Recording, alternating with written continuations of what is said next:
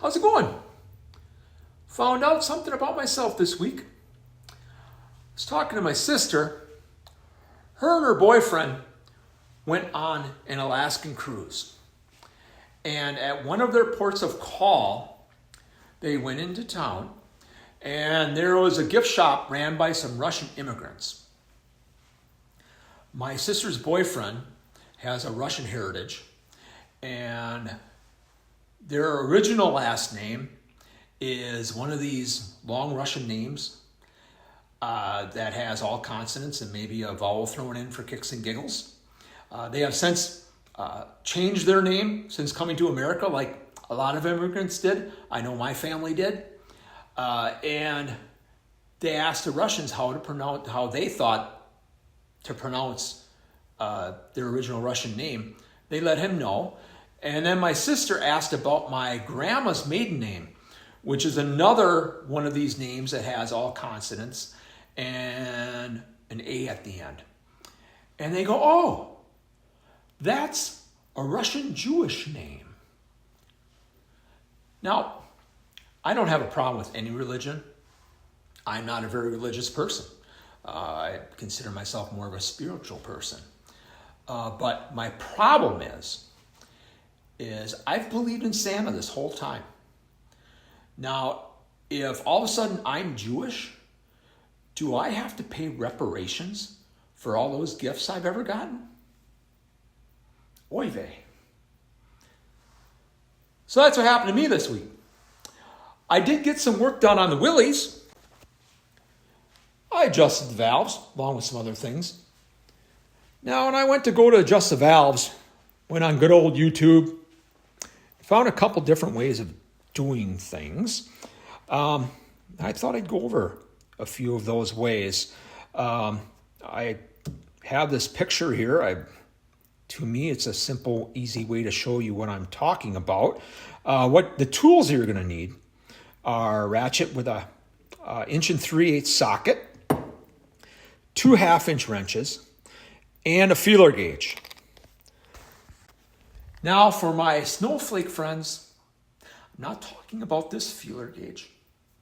I'm talking about this feeler gauge, which you're going to need a 14,000 feeler gauge.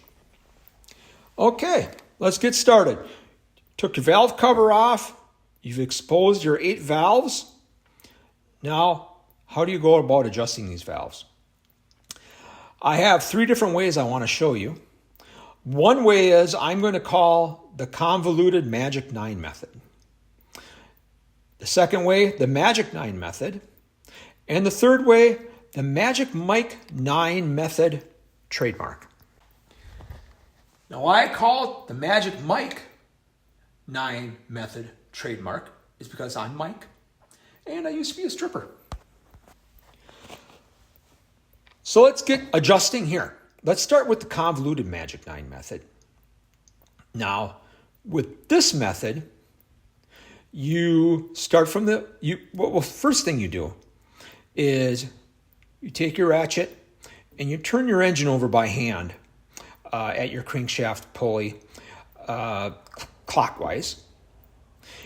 And you start watching your lifters down here. Okay, the lifter right here. Okay, you're going to be seeing those go up and down.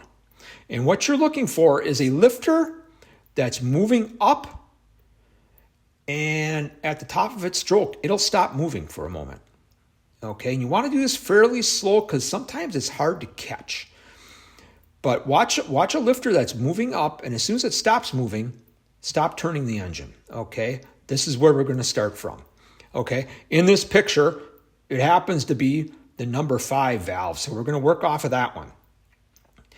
Now, which valve to adjust? With the convoluted 9 method, you're counting from the front of your engine. You're on your 1, 2, 3, 4, 5th valve. So you come to the back of the engine and count down 5 spots from 9. So 9, 8, 7, 6, 5. Okay, you end up on your 4th valve. This is the one that you want to be adjusting. With the magic 9 method, you do things a little differently. You count from the front of your engine, 1, 2, 3, 4, 5. You're at your fifth valve is all the way up, okay? And you subtract this number, which happens to be 5, from 9, okay, which is 4. You come back to your front of your engine, count up 4. 1, 2, 3, 4. You end up in the same spot. Now with the Magic Mike 9 method, trademark, you count up from the front of your engine. 1, 2, 3, 4, 5. Okay, that's your lifter on the upstroke. That has stopped. You come to the back of your engine and count down 5. 1, 2, 3, 4, 5. You end up at the 4th position again. Okay, so all 3 of these, you end up in the same spot. It's just whatever way makes sense to you. Basically, the Magic Mike 9 method, trademark, is an adaptation of the convoluted Magic 9 method. To me, the math just makes more sense. Let's try it again. Okay, in this picture again, the only reason why I'm choosing these 2 valves is because in the picture, they seem to be at the top or near the top. This works for all your valves. Okay, so the second way here, or the second valve we're going to be looking at, is your number 2 valve. Okay, now with the convoluted Magic 9 method, you're on your 1 second valve from the front of the engine. You go to the back of your engine and count down 2 from 9. So 9, 8. You're at your 7th valve from the front of the engine. The Magic 9 method, you're at your 1, 2 valve. Okay. 2 from 9 is 7. Okay, that's where the Magic 9, the 9 number is coming in. Okay. 2 from 9 is 7. So counting from the front of your engine, 1, 2, 3, 4, 5, 6, we come to the same spot again, the number 7 valve. The Magic Mike 9 method, trademark, a little different. You count from the front of your engine, 1, 2, we're on our 2nd valve. That's the one we're looking at. That's at its top. Okay. We come to the back of the engine and we count down 2, 8, 7. We end up at the same valve again. Okay, so all 3 ways, whichever way makes sense to you, you end up in the same spot. And while we're here looking at these numbers, I found it was really helpful. You don't have to be this extravagant, but if you just have a piece of paper where you can write down, 1 through 8, and as you adjust a valve, cross that number out, put a check mark by it, whatever, so you can kind of keep track of which valves you have adjusted without trying to remember. So let's adjust a valve. Let's go back to our first example here, the 4th valve. Okay, this is the one we're going to be adjusting. Okay, this is where you're going to need your 1/2-inch wrenches and your 14 thousandths feeler gauge. You put one of your wrenches on the lifter and your other wrench on this adjusting nut.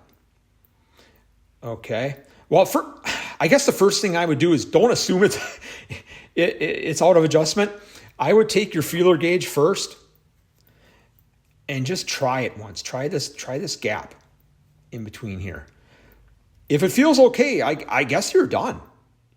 And it's really hard to show how to use a feeler gauge because you really have to be there. It's a touch thing, okay? If you've ever gapped spark plugs, the same thought process. You want to be able to just put your feeler gauge in there in between that gap and have just a little bit of resistance, but you don't want to be trying to jam it in because it's too tight, and you don't want it wobbling in there. Just ever so slightly with 2 fingers, you're able to just move it around. You can feel a little bit of resistance. Okay. So the way to work your wrenches that I have found is if you need to close up that gap, take your wrenches and squeeze them together. Okay, you're squeezing that gap closed. Okay. To me, that was an easy way to figure out I'm going in the right direction. That if I need to squeeze that gap closed, I'm squeezing my wrenches together. Conversely, if you need to open that gap back up again, let's say you went too far, okay, you open up your wrenches, okay, and then you're opening up that gap. So I don't know if that makes any sense to you or not, but in my little mind, that's how I looked at it. So coming back over again, once again, you do that with all 8 valves. I went through and did it twice just to be sure. So like I say, all 3 of these methods work. It's whatever makes sense to you. That's the one I would pick and go for it. It's kind of a neat little project. And then after I was done adjusting the valves, put your valve cover back on. Your 2 bolts that hold your valve cover on have to be torqued to 7 to 10 foot-pounds. Now, I knew this right off the bat. My torque wrench, my foot-pound torque wrench, will not work at 10 pounds. It's just not enough weight. So I use my inch-pound torque wrench at 120 inch-pounds, and I torqued down the 2 bolts for my valve cover. For my valve cover gasket, I did use the copper spray again, and then torqued it down. What else did I do on the engine this week? I put my fuel pump in.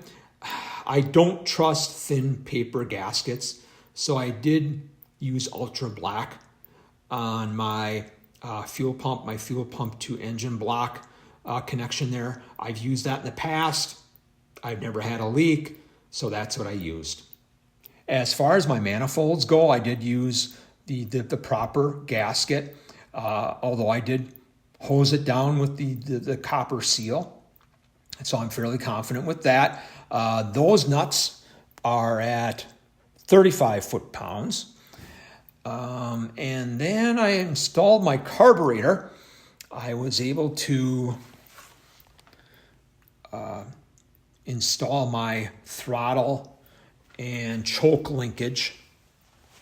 Let's Build a Willys has a very good video on how to install your throttle and choke linkage on a Solix carburetor, okay, because it's different than the original Carter carburetor. And like I say, Let's Build a Willys on YouTube. They have a really nice video on that. They also have a very nice video on reinstalling your gas pedal linkage. Why don't I have the gas pedal linkage on? Because it was a little rusty but trusty, and I broke the rod. So I have a new rod coming. What you gonna do? Also waiting on fuel line and also a fuel pressure gauge.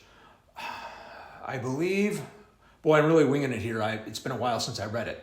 But I believe that Solix carburetor only needs 4 pounds of pressure. And I know from the GTO here, when I put my Edelbrock carburetor on, you don't want to try to pump more pressure through that carburetor than what the manufacturer's specifications are, because you will just keep flooding it out. So I bought a pressure gauge, and I'm going to put that in line first and see where I'm at, see if I actually need a pressure regulator. So that's kind of where I'm at with all of that. So it's Friday evening. I hope you guys have an excellent weekend. Before I go, a little bit of dad advice is enjoy the simple pleasures in life. If you enjoy the simple pleasures, you're rich. So have a great weekend, and we'll see you guys later.